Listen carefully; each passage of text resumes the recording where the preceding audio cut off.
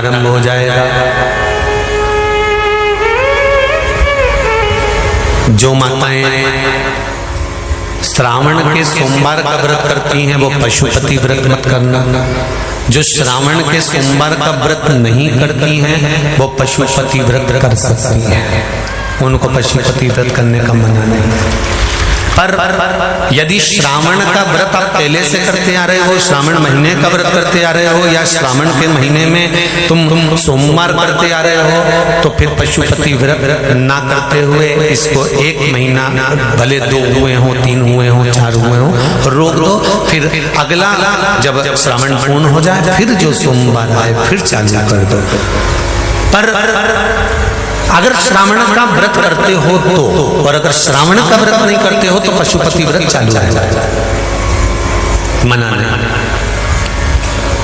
श्रावण के महीने में जल चढ़ाने के पात्र 2 कर लो। कितने पात्र कर लो? जम के बोलो जरा। 2 पात्र कर लो, भले 2 हाथ में लेकर मत जाओ, एक के ऊपर एक कलश लेकर जाओ। उसका कारण क्या है? शंकर भगवान ने मां पार्वती के सम्मुख में गंगा का आवाहन करा था। तो गंगा जी ने आकर पूछा था, स्वामी जब पार्वती आपके नजदीक में विराजमान है तो मुझे बुलाने का कारण क्या है? भगवान शंकर कहते हैं, श्रावण का महीना प्रारंभ हो रहा है, जब मेरे ऊपर सृष्टि का भार आएगा तो मुझे गंगा और पार्वती दोनों की जरूरत पड़ेगी। जब घर में विवाह आता है, शादी आती है, कोई फंक्शन आता है, कोई मेहमान आते हैं, तो थोड़ी ड्यूटी बढ़ जाती है। रोज 8 बजे उठते हो, पर शादी रहती है तो कितनी बजे उठना पड़ता है? सुबह 6 बजे 7 बजे। यहाँ पर भी आप रोज अपने घर पर उठते होगे 8 बजे तक, 7 बजे तक, पर यहाँ तो तुम जब सो रहे होगे तो सवेरे कब हो जाती है और रात कब हो जाती है तुम्हें नहीं मालूम पड़ता होगा कि कब रात हो गई कब सुबह हो गई।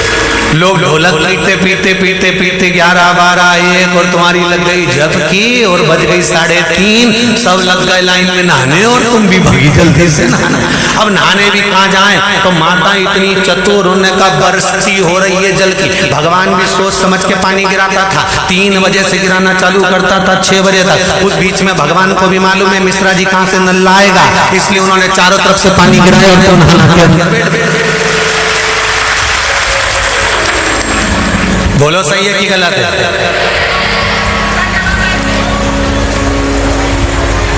सब बाहर निकली धीरे से, इतनी चतुर, राम जी गजब की चतुर लोग आया है, गजब।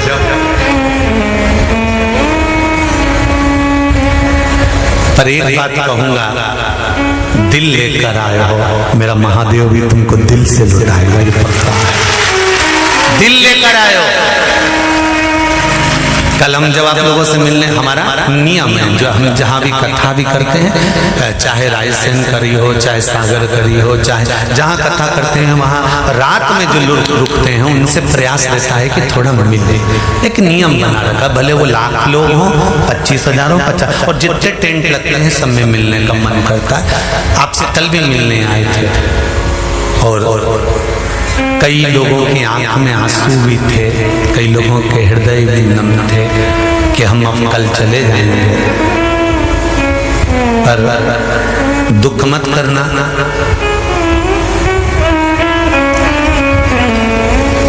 दूसरा कोई स्थान हो वहां से जाओ तो वापिस आने की गारंटी है कि नहीं है, पर यहाँ तो सील और ठप्पे लगाकर भेजता है कि वापिस बुला जाएगा। तो फिर क्या उसकी आराधना मत करिए।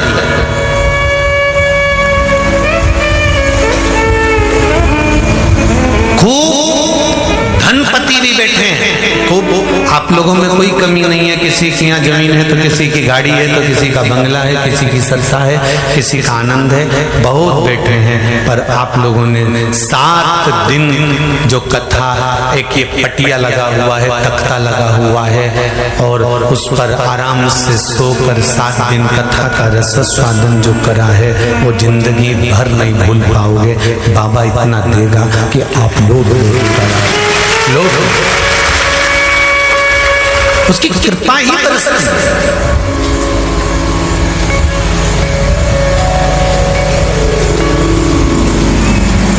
उसकी कृपा बिना कुछ नहीं। तेरी कृपा बिना न हिले एक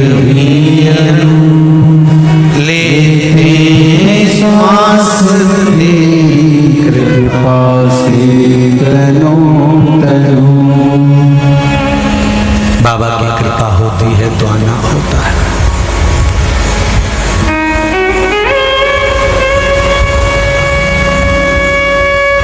कोई नेपाल से, कोई झारखंड से, कोई उत्तराखंड से, कोई चेन्नई से, ना जाने कहां कहां से पधारे, कोलकाता से। शिव कृपा है। इसको समझना थोड़ा कि गुरुजी बार बार बोलते हैं कि मंदिर में जाकर जल चढ़ाओ, मंदिर में जाकर पूजन करो, मंदिर में जाकर पशुपति व्रत करो, मंदिर में जाकर आराधना करो, मंदिर में जाकर भगवान शंकर को बेलपत्र चढ़ाकर खाओ, मंदिर में जाकर दुर्वा चढ़ाकर खाओ, मंदिर में जाकर भगवान को जल समर्पित करो। गुरुजी ये क्यों नहीं कहते कि घर में शंकर जी का शिवलिंग है तो उसकी आराधना कर लो, घर में जो शिवलिंग विराजमान है उसका पूजन कर लो, उस पर चढ़ी हुई बेलपत्र खा लो। मंदिर का ही वर्णन क्यों?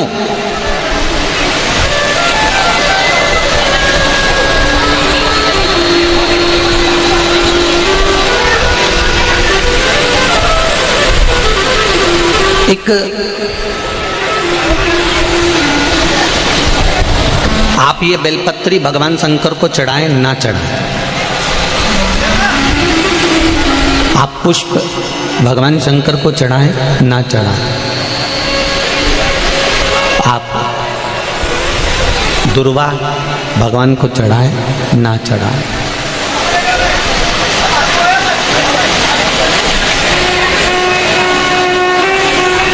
मंदिर में जो शिवलिंग होता है, मंदिर के अंदर जो शंकर भगवान का शिवलिंग होता है वो स्थिर होता है, और घर में जो शिवलिंग है वो स्थिर है क्या?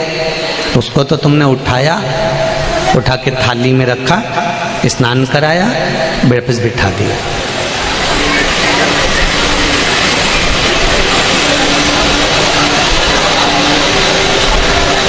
मंदिर में जो शिवलिंग रखा गया है वो स्थापित है, वो स्थिर है। स्थापित शिवलिंग की एक महत्वता सबसे ज्यादा होती है कि उस पे अगर बेलपत्री चढ़े तो ठीक, फूल चढ़े तो ठीक, सामग्री चढ़े तो ठीक, जल चढ़े तो ठीक।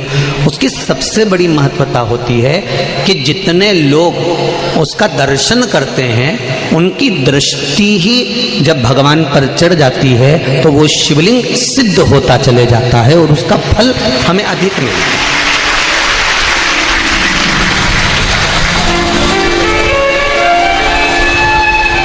उसका फल हमको अधिकता में प्राप्त होता है। अब घर में जो शिवलिंग है, घर में जो शंकर भगवान का शिवलिंग है छोटा सा, उस पे कितने लोग दर्शन कर रहे हैं?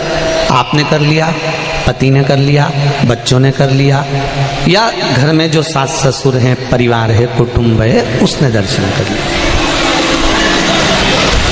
या आपके कोई मेहमान आ गए, आपके कोई रिश्तेदार आ गए तो उन्होंने दर्शन कर लिया। समझ लेना जरा अच्छे से हो। अब घर के शिवलिंग पर परिवार वाले ही दर्शन कर रहे हैं, परिवार के लोग ही उसको दर्शित हो रहे हैं, दर्शन कर रहे हैं, पूजन कर रहे हैं। पर मंदिर का जो शिवलिंग होता है, कोई जरूरी नहीं है कि सब जाकर बेलपत्र चढ़ाएंगे, सब जाकर फूल चढ़ाएंगे, सब जाकर चावल चढ़ाएंगे, या एक लोटा जल सब जाकर चढ़ाएंगे। अगर मंदिर का दरवाजा खुला हुआ है और मंदिर के बाहर से भी कोई निकल कर जा रहा है, मंदिर उसको मालूम है कि यहाँ मंदिर है, और उसकी ये मुख, उसका ये चेहरा मंदिर की ओर भी मुड़ गया। भले गाड़ी चढ़ा रहा था, गाड़ी चलते हुए जा रही थी, भले उसको शिवलिंग दिखा ना दिखा, पर उसका चेहरा मंदिर की ओर मुड़ा तो उसकी दृष्टि का प्रसाद भगवान को चढ़ चुका था, भगवान उसको स्वीकार कर चुका था।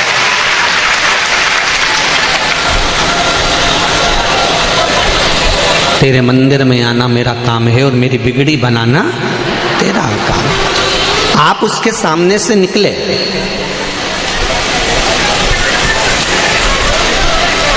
आप उसकी चौखट पे से निकले और उसके सामने उसकी चौखट से जब आप निकले तो मात्र आपका मुख घूमा और उसने आपकी भक्ति को स्वीकार कर लिया। अब एक बात हमने पहले कही थी, आप लोगों को ध्यान में है कि नहीं है?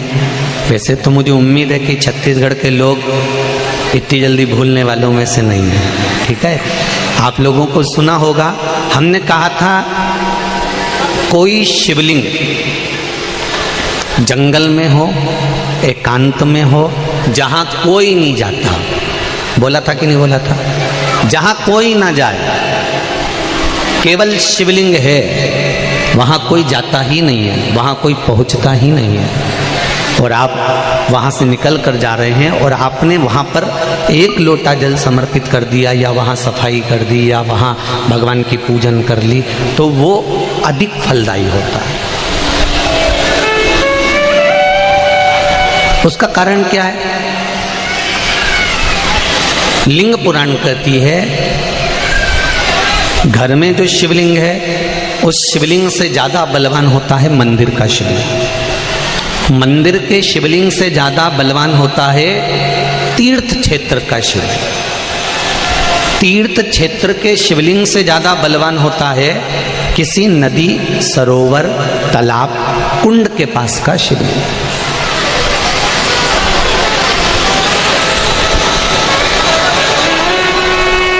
नदी, तालाब, कुंड के पास के शिवलिंग से ज्यादा बलवान होता है वन में, एकांत में, जंगल में, पहाड़ पर्वत पर, कोई शहर से दूरी पर, गुप्त स्थान पर कोई शिवलिंग है, वो बलवान होता है। अब उस शिवलिंग के पास में जाकर आपने भूल से भी एक लोटा जल चढ़ा दिया या कोई थोड़ा सा कपड़ा उतार कर आपने वहाँ थोड़ी सी सेवा कर दी, तो उसका फल तो 1000 लाख गुना तो मिला।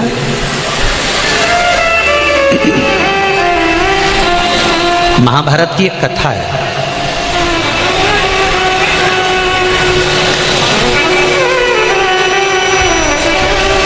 इसका प्रसंग महाभारत की कथा में भी मिलेगा और नरसिंह पुराण में भी मिलेगा। अगर आपको लगे कि सीहोर वाले गुरुजी कौन सी पुराण में से बोल रहे हैं, तो आप किसी ने पूछे तो बता देना नरसिंह पुराण और महाभारत का ये पावन संवाद है। एक बार पांडव जब वन के लिए जा रहे थे,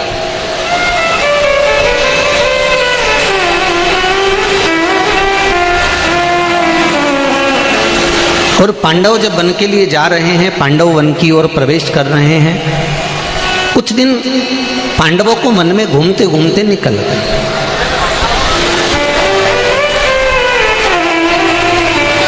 जब पांडव वन में घूमते घूमते निकल गए तो द्रौपदी एक पात्र लेकर जल भरने के लिए जा रही थी। अब द्रौपदी जब जल लेने के लिए गई, द्रौपदी के केश खुले हुए थे, सुंदर भी थी। वहीं पर एक दैत्य अपने दोस्त के साथ जा